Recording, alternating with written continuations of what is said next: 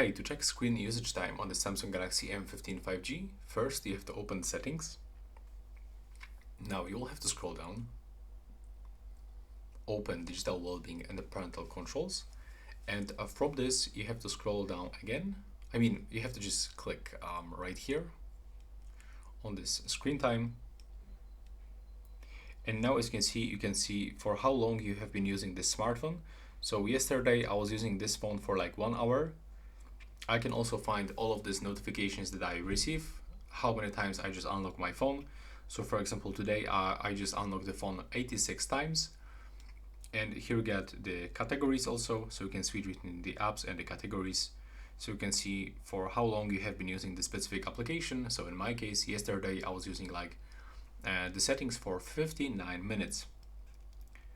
And when you click here, you can also open this screen for all apps that you have on your phone. And that's all for this video. Right now, please subscribe.